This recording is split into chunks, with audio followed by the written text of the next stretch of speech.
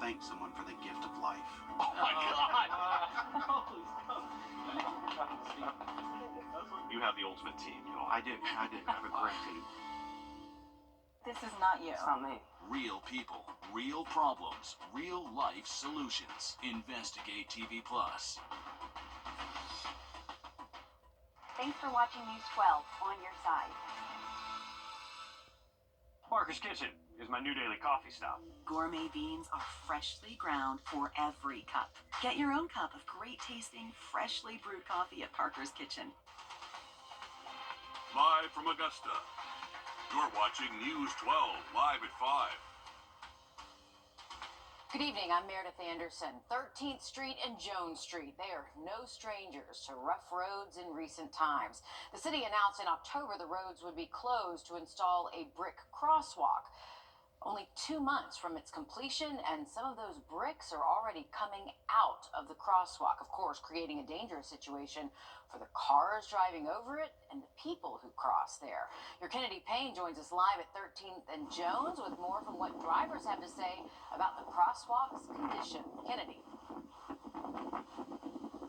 Yeah, Meredith, it's a sight that a lot of businesses down here and drivers as well thought they weren't going to have to see, at least for a while. It's these dreaded orange cones that you see behind me, which of course means construction once again. But in October, the city of Augusta told drivers to expect traffic delays because they would be installing brick crosswalks here at the intersection of 13th Street and Jones Street. They expected the construction to last 2 weeks. Now, 3 months later, crews are back out again working on the project because bricks are coming up out of the ground, and some folks say they were finding them in the road. John Ussery is with Augusta Traffic Engineering, and he says when they did the crosswalks the first time, it wasn't very long before they started to see flaws. He says it's because the contractor decided to try a different technique than what the manufacturer had suggested. Now, this time around, they're following that original recommendation. He says they have already fixed the ones on Telfair Street and 13th and Green Street. The drivers say not only is it a disappointment to see the project didn't last long, it's also a safety concern. Just about the convenience of having that, it's that ambulance needs to get to a freaking hospital in a very timely manner. Okay, and the 13th Street Bridge is that for MCG University, Augusta University. And coming up all new on News 12 at 6 o'clock, we're taking a look at how long these traffic delays may be sticking around. It is a pain, and especially that we have to pay for this twice. All right, thanks for that, Kennedy. Want to take a look now at your very cold weather with our first alert chief meteorologist, Riley Hale. Riley, it is cold out. One of the Colonial Pipeline's main lines is shut down after a leak in Paulding County that's affecting gasoline lines all the way in North Augusta and beyond. The Colonial Pipeline is a major gas supplier for pretty much the entire East Coast, reaching from Houston to New Jersey. Officials warn against panic buying gas, though, stressing there will be enough gas for everyone's vehicles. Officials do expect the line to be down through tomorrow, though. Hartsfield-Jackson Airport just lost its status to Dubai as the world's busiest airport, but it's now at the top of another list, the most guns in the state. New numbers from TSA show agents found 498 firearms and carry-on luggage across Georgia airports. 440 of those, almost all of them, well, they were found at Hartsfield-Jackson. While those numbers are down from last year there, Augusta Regional Airport did see an increase. Our airport went from 12 to 17 guns found in carry-ons last year. A close call on board a Southwest flight out of Savannah when the pilot was escorted off the plane by police. David Alsop is charged with DUI after investigators say he showed up to take flight and was intoxicated. Passengers say the plane began to move away from the gate when suddenly everything stopped and police entered the cockpit. Without my shoes coming off, how is a pilot getting through anywhere with any type of alcohol in his system whatsoever? Federal regulations prohibit any alcohol consumption within 8 hours of flying, or if a pilot has a blood alcohol level of more than 0.0. Southwest says the pilot has been removed from duty and all guests were accommodated with other flights. Tonight, there's a push at the State House to remove South Carolina's elected treasurer from office. It comes just one day after the release of an audit that found a reported $1.8 billion surplus in South Carolina accounts does not actually exist. Your South Carolina State House reporter Mary Green has those details. As more and more lawmakers read through this report released late Wednesday, leaders in the General Assembly say they are committed to implementing the recommendations it outlines, like third-party oversight into the state's finances. But answers to questions past that, like should anyone lose their job because of this, depend on who you ask. We're going to immediately begin this matter to make sure that this never is repeated again. That matter, reported in this independent audit, found what had been initially thought to be nearly $2 billion sitting in state accounts with no known owner was actually an accounting error. It was made about a decade ago when the state converted from an old accounting system to a new one. Senators who have been looking into these financial concerns say they started with Treasurer Curtis Loftus's office and have called for him to resign, though Loftus has denied their accusations. On Thursday, less than 24 hours after the report's public release, Democratic Representative Heather Bauer filed a resolution to begin impeachment proceedings against the elected treasurer to remove him from office. The money is not safe with Curtis Loftus. Leaders of the House's Republican supermajority say they still have questions and need to first hear directly from the parties involved. Everything's going to be on the table. We're going into this process. That started Thursday when the firm that conducted the audit appeared before a House subcommittee. Their report found the state's treasurer, comptroller general, and auditor all knew about this error for several years before it came to lawmakers' attention, and the error remained on state financial reports. That balance continued to sit there without necessarily the investigation or diligence being conducted to figure out what it truly was and whether it belonged there or not. But their report did not assign fault to any one person or office. There's not necessarily one party or view that took responsibility for it because there was the awareness by all parties of what was going on. From that perspective, I think we see this as a shared fault. And hanging over this is a revelation the governor and lawmakers confirmed publicly for the first time this week, that South Carolina is now under a federal investigation because of these financial issues. Senators say the state has already spent about $4 million defending itself, and they expect that sum to keep growing as the investigation continues. Reporting from the State House, I'm Mary Green. McMaster said yesterday he does not blame any one person or office for this situation and that he does maintain his confidence in Treasurer Loftus and all other parties involved. Also, the state's former comptroller general, who was also found to have known about this error, resigned in 2023 amid legislative scrutiny. The VA's Martin Luther King Jr. observance was held earlier today at their campus on Freedom Way. Speakers read from experts from the civil rights movement and read Dr. King Jr.'s historic I Have a Dream speech. I have a dream that my four little children one day live in a nation where they not be judged by the color of their skin, but by the content of their character. And you recognize him. Your First Alert meteorologist, Mikkel Hannah-Harding, also spoke at the event to help recognize the life and legacy of Dr. King. A controversial bill making waves in South Carolina education. We'll show you what the bill proposes coming up. Riley? And we're looking ahead to a beautiful Friday, but unfortunately heading into the weekend, rain chances will make a return. Have a look at it just after the break. Time and Temp, brought to you by your First Alert weather team. Introducing the First Alert Radar Network. With up to 10 times the resolution of other local radars and technology that can pinpoint right down to your street. First just got faster. It's the Lazy Boy Clear Tomorrow. All right, sounds good. Thank you, Riley. As the new legislative session in South Carolina is now underway, a new bill is already getting some mixed reviews. That bill would install cameras in classrooms to make sure teachers are sticking to the curriculum. Dalford Jones spoke with the bill's author to learn more and to see what the public thinks. House Bill 3216 would amend a current law and allow for the recording of all classroom instruction in kindergarten through 12th grade public school classrooms. It would just put some guardrails up for a few of these road teachers. Of course, any of the teachers that are doing their job correctly, and they don't have anything to worry about. Senator Burns says there are other bills about parental rights in the medical field and parental rights in education, and his bill does the same so parents know what's going on inside the classroom. No, they really get upset when they're taught stuff that is not age appropriate, or they're given books and curriculum that are not age appropriate and not approved by the schools or the boards of education or any of that. Because sometimes we wish we could record our students to show parents and say, hey, look, this is your child sleeping through my class today. This is your child using their phone when they shouldn't be. Sherry East is a high school science teacher. She's also the president of the South Carolina Education Association. She sent out a poll to teachers Wednesday morning about House Bill 3216. It just feels like a giant invasion of your personal space and privacy, and just the level of unprofessionalism.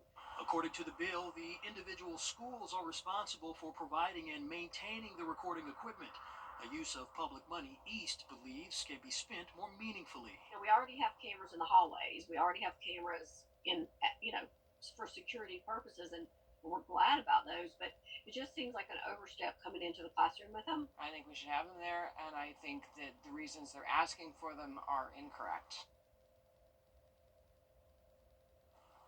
Now, Senator Burns says it's like driving. If you're following the speed limit, you don't care how many police are watching. However, the Education Association questions his motives, and they say they have concerns about student privacy. This just in, live at 5. 2 students at Grovetown High School are being criminally charged after a fight involving 3 students. In a letter sent home to parents, the school resource officer suffered a minor face injury when trying to break up the fight. Car seats. They should keep your child safe anytime they're in the car, but we'll show you how your car seat isn't able to keep them safe in the event of an accident after this.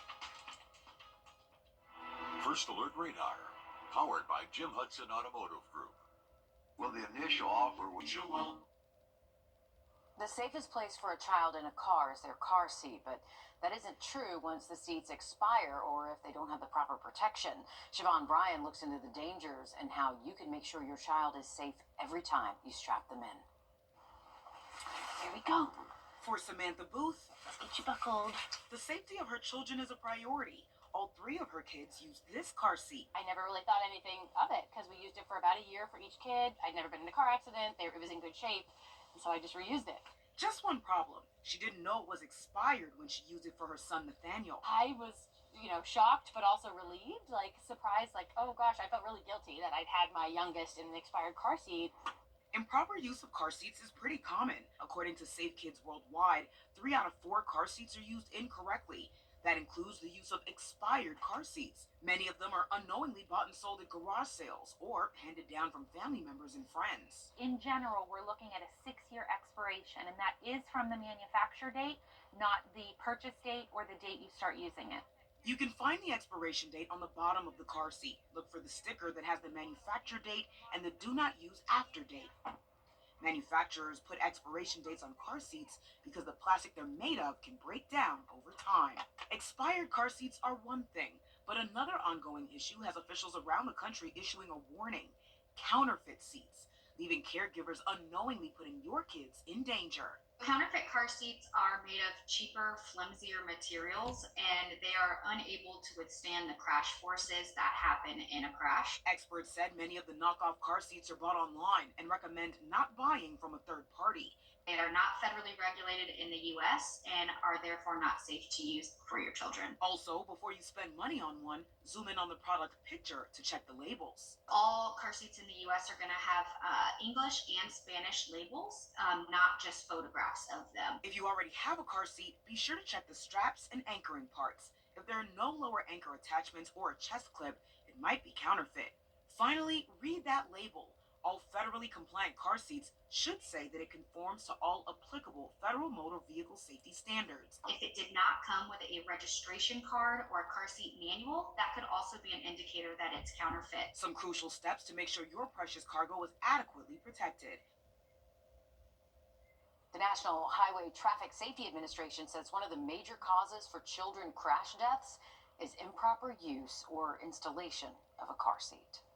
Riley. Well, morning temperatures tomorrow are going to be close to freezing, but they will bump up a little bit as we head into the weekend. We'll actually get morning lows back down into the 40s as we head into Saturday, Sunday morning. But next week, get ready for the coldest air we've seen so far this season. We'll have a look at that 7-day again just after the break.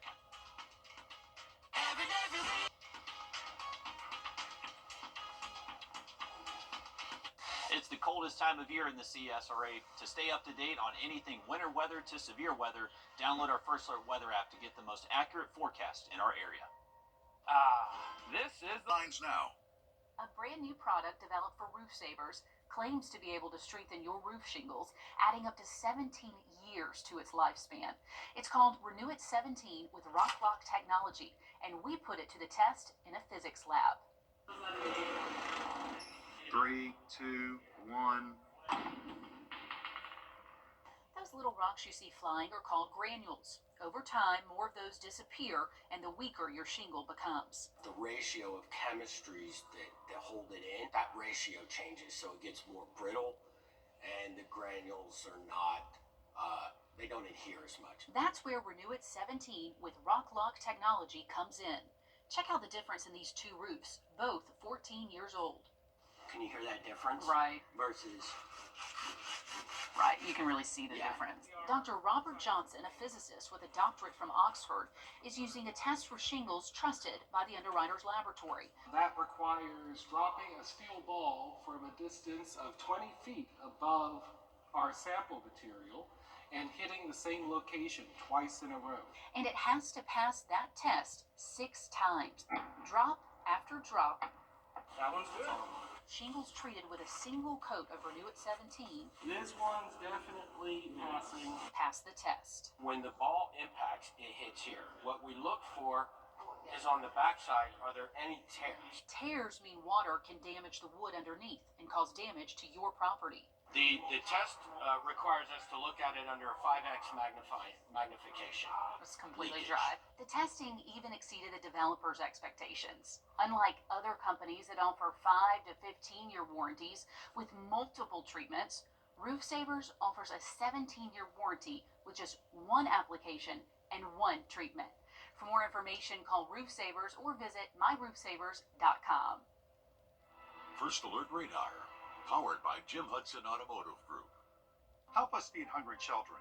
Our goal is to feed 2 million meals to hungry children this year, and you can help us when you round up at Parker's Kitchen.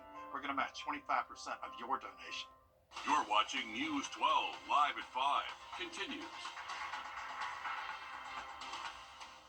I feel like we are having winter for the first time in a long time. Oh yeah, it's still very cold out there. It's also very windy out there, but not windy enough to move my hair. That's the only other thing. Not windy enough. Will, can That I is the ask you metric though, we use. what would it take to move your hair? I don't think it Raquel? even moved during Helene. I don't think it did. Here we are. We're still standing strong here, Riley. Absolutely. It's been a very cold start to the year, guys. Actually, take a look at this. This is our low temp keeping us dry tomorrow, but rain does look likely for the weekend. We'll have more on that in just about 10 minutes. All right, thanks, Riley. Hurricane Helene is nearly 4 months in the rearview mirror, but Georgia farmers have a long road to recovery ahead. The hurricane left deep scars in our agriculture industry that will take a lot of time and a lot of money to heal. Yeah, our Sydney Hood joins us live at 5 in the newsroom in Sydney. You spoke to one Georgia farmer dealing with extensive damage, and he considers himself one of the lucky ones here. Well, when you're dealing with generational wealth loss, which is what many of these farmers are going through right now, it's hard to imagine how some are able to bounce back from this.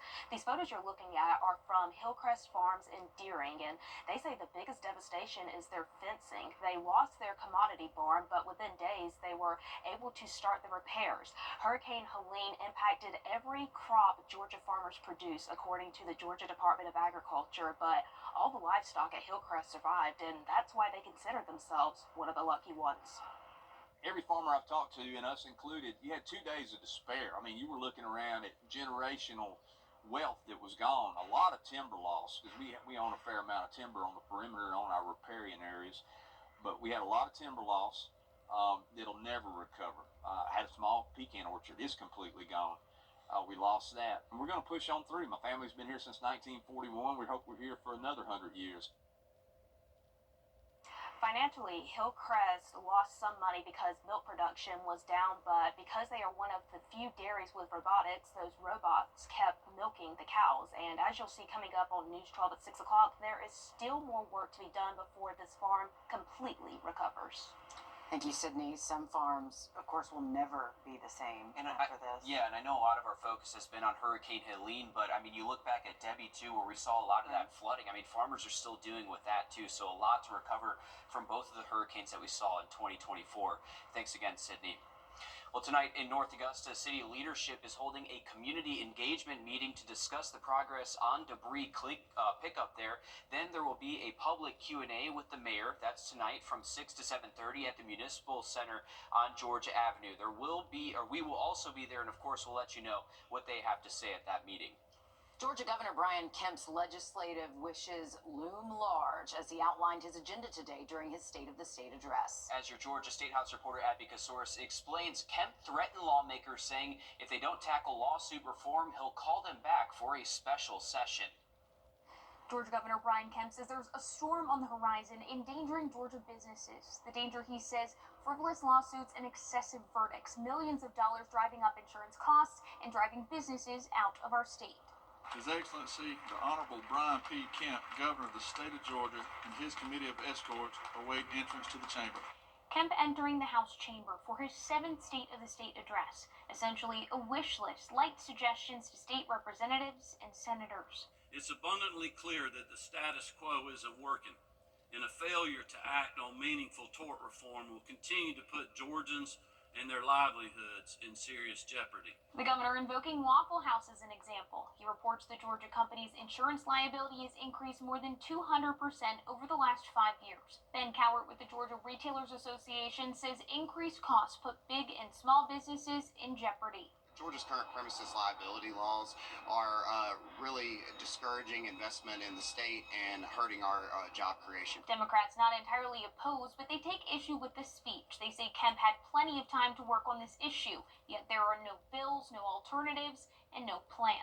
I think the governor accomplished his goal today, which was to throw out some of the things that he wants to do, but the substance is yet to come. The governor said in his speech he plans on unveiling his tort reform plan over the next several days. Democrats say they want to go over that plan carefully to make sure they don't make drastic steps that could lead to an unfair verdict for plaintiffs in these kinds of cases. In Atlanta, I'm Abby Kasoris. Thank you, Abby. And tonight at 7, the Georgia leader of the Democratic caucus will give the Democratic response to Governor Kemp's State of the State address.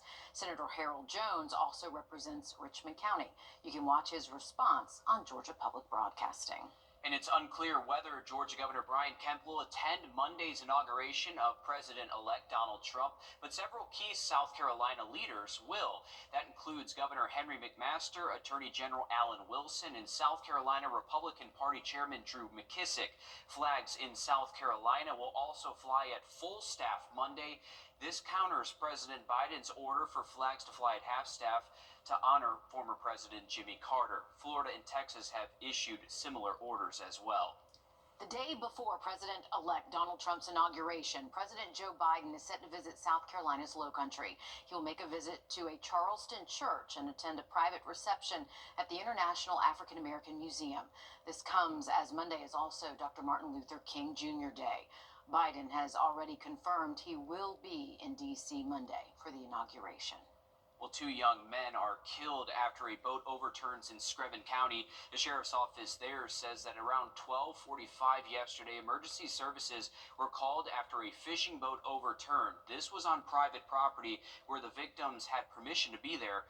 A victim who survived told authorities he was with 2 others when their boat overturned into the frigid waters. After hours of searching, crews recovered the bodies of 23-year-old Demetrius Bowd and 22-year-old Elijah Juan Broadnex, both from Screven County. Officials are still investigating what led up to this horrible situation, but foul play is not expected at this time. Georgia state leaders are pushing for transparency tonight after a deadly explosion at a Tyson Foods plant. This happened back on December 27th in Camilla, where authorities say an explosion in part of the meat processing facility started a fire that lasted for hours. Part of the building collapsed, falling onto an 18-wheeler. The wife of the driver was sleeping inside. She was killed. Several others were injured in the explosion as well. Weeks later, it is still not clear what caused that explosion. Now, U.S. Senators Raphael Warnock and John Ossoff, alongside Congressman Sanford Bishop Jr., are calling for OSHA to update the public on the results of its investigation. Coming up, we're taking you inside Norfolk Southern's Georgia Training Center to see how the company is working to move forward from several high-impact incidents. Riley? And we are looking at a fantastic Friday tomorrow, but for the weekend, we are tracking at least some morning rain chances and then much colder air next week. Full forecast coming up. Time and Temp, brought to you by your First Alert weather team. Join us right here if we can line up a little precipitation with it. And right now that still looks possible, but trends were a little bit lower today, so keeping those chances low Tuesday, Wednesday, but keep it here for those updates. All right, thanks for that, Riley. Freight trains and railroads like these moving millions of carloads each year. It's how basic necessities like fresh food, soap, and clothing make it to your front door. One of the nation's biggest rail companies, Atlanta-based Norfolk Southern, is now celebrating 50 years of business, but it hasn't been all smooth. Adam Murphy has a behind-the-scenes look at their new training procedures. Atlanta-based Norfolk Southern is on track to improve safety standards at every turn. Crisis averted, flames shooting into the air. A year ago, the company made headlines when one of their trains collided with another and derailed in northwest Atlanta. An Atlanta-based Norfolk Southern has reached a $600 million settlement. And 2 years ago, a Norfolk Southern train derailed in East Palestine, Ohio, spilling more than 1 million pounds of hazardous chemicals. Now, for the first time in 50 years, the company opened the doors to its training facility about an hour south of Atlanta in the city of McDonough. Here at the training center, we have a rich heritage of instructors that are prideful about what they do. This is where nearly 400 trainees at a time learn the ins and outs of the railroad industry before their first day on the job. Not only do we teach freight car mechanics and machinists to weld on our freight cars and locomotives, we also teach track welding here, bridge welding here, equipment repair. Training in the railroad industry these days has gone 21st century. Every Norfolk Southern employee, before they start the job, must have simulator training. They have to be and learn how to be a proper engineer in the cab. And get this, they have to do this training every year for the rest of their careers. Trainees can also hone their craft using model train boards, virtual reality technology, and welding facilities. Their initial welding training is 6 weeks here at the training facility. Now, once they get certified here at the training facility, they're required to recertify every 6 months. Norfolk Southern believes that if everything starts with safety, their service of transporting goods ends in success. And it's good that they're taking safety as a top priority. Obviously, it's what we saw with East Palestine in Ohio. We have a lot of Norfolk Southern moving through our area, too. We do, and we've had some train derailments in our area. Of course, the Graniteville one years ago that people are still dealing with health effects today, so it is an important thing. We have seen it here locally, just how dangerous it can be. Yep, good that they're taking that training seriously. It's a good thing. If you have trouble reading something on your phone because you can't find your glasses or your readers, there is a trick to this. I'm Jamie Tucker coming up with a tiny tweak that makes a big difference. First Alert Radar, powered by Jim Hudson Automotive Group. Do you just come and find your ride today? We've got our smartphones on us at all times, but it doesn't help much if you can't read what's on your screen. Your consumer tech reporter, JB Tucker, has a trick for reading text even without glasses. What the Tech, sponsored by Augusta Preparatory Day School. Have you ever glanced at a friend's phone to see that they have increased the text size so they can read it if they can't find their glasses?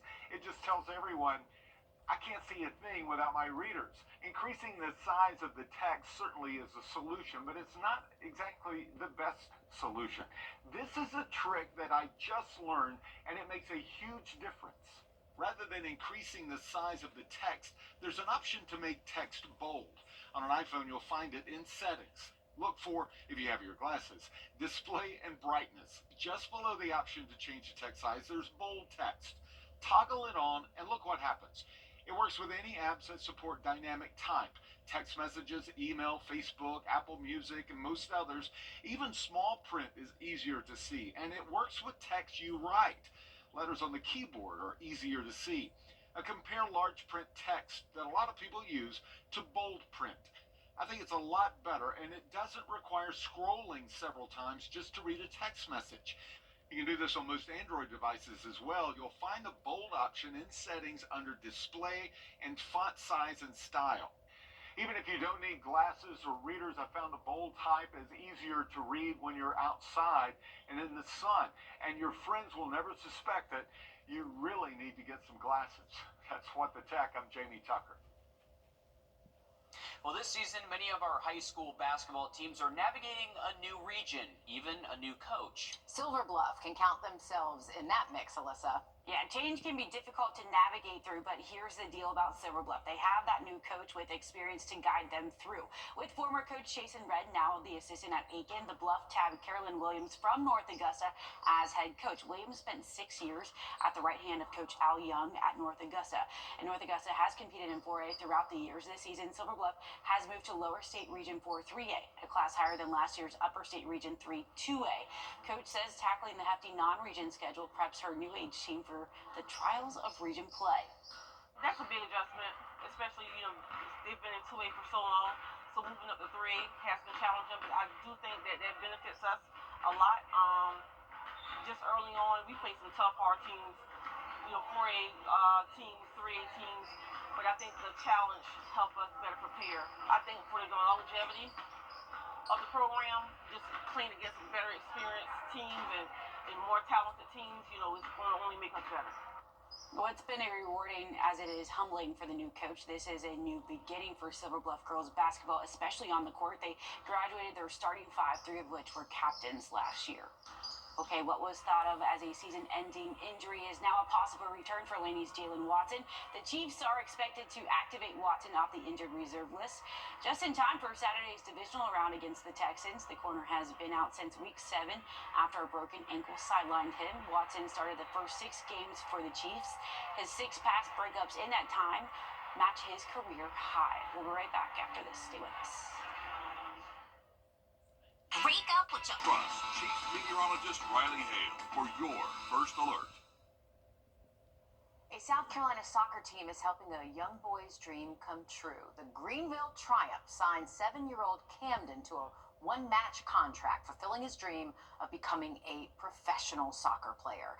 Camden is battling a respiratory disorder, and this was all made possible through the Make-A-Wish Foundation in South Carolina.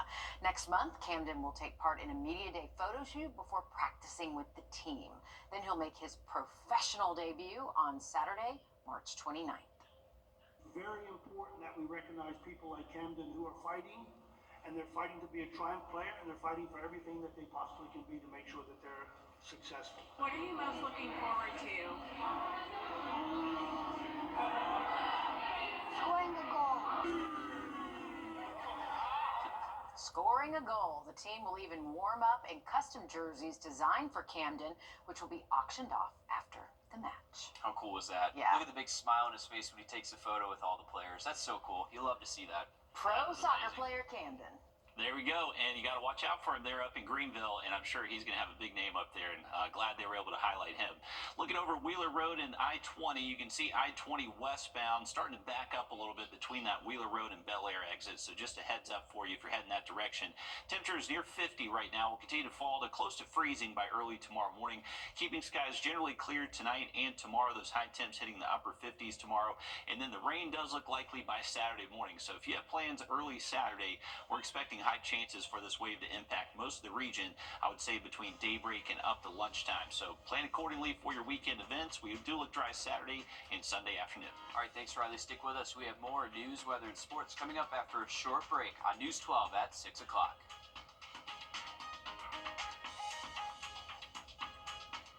This is not you. It's not me.